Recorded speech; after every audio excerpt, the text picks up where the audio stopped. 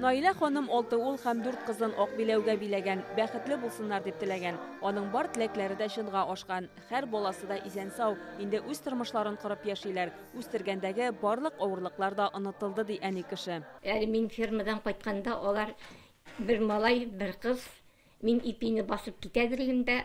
Лилия кайткач ипине нигә духовкага тыгып куядыр, пешерәләр. Әле алар әни кайтышка дип шәй тыкмачларына кадәр пешереп куялар. Егетләр мол карадылар инде. Туганлык җепләрен нык әлеге гаиләдә бергә җыелганда баян тавышы тынмый, бергәләшеп җырлыйлар.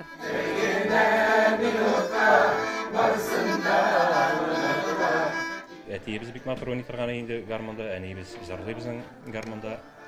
Шуардан килгән сәләттер инде, үзебез егетләр булып үсеп җиткәч, урамга чыгып киткәндә беренче итеп гармон алып чыгып китәдер инде без. Үзлегебездән генә өйрәндек инде, абыйлардан карап, абыйларда уйный, өлкән абыйда уйный, Фәнис абыйда уйный безнең кәшләрдә уйныйлар.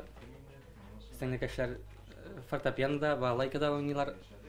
Һөнәрләре күп. Наилә Галиева Балтач районының Карилә авылында ишле гаиләдә 5нче бала булып туган. Урта мәктәпне тәмамлагач фермага эшкә керә. Шунда булачак ире Харис белән танышып, гаилә кырып җибәрәләр. Бик бәхетле яшәдек. Һәрбер туган бала да мәхәббәт җимеше ди ханым. Барысын да тигез итеп үстерәләр. Ягъни безгә бик рәхмәт. Алар безнең шулай бердәм булып, тату булып, туганчылыклы булып яшәргә өйрәттеләр инде. Әти безне бер кайчан да кычкырмады, тавышын күтәрмәде.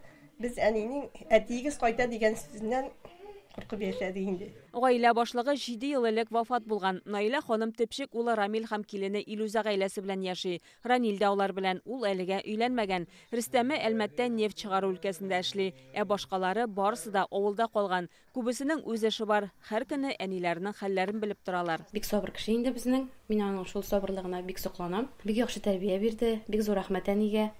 Һәрберебезне кеше итте, әти белән икесе. Әле безнең менә 2 балабыз.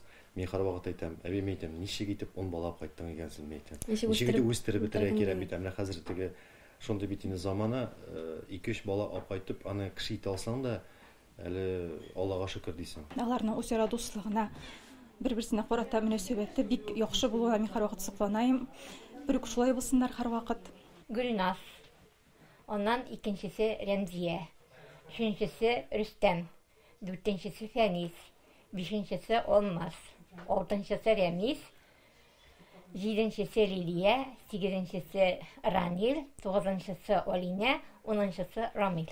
Наилә ханым барлык балалары, кияү киленнәре һәм оныкларының исемнәрен бутамыйча санап чыгала. Бер вакытта да онытканым юк ди. Хәзер аның 18 оныгы һәм бер онык чыгы бар. Без килгәнгә һәрвакыт нәрсәдер әзерли ул.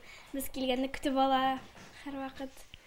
Шәй ширтә, ашата безне бик тәмле итеп. Наилә Галиева гаилә кыйммәтләрен саклаудагы зур хезмәте һәм бала тәрбияләүгә керткән өлеше өчен 1984 һәм 2004 елларда ана даны медале белән бүләкләнгән. Октябрь аенда Россия президенты карары буенча әлеге ханыма герой ана исеме бирелде. Мин бүгенге көндә бик бәхетле.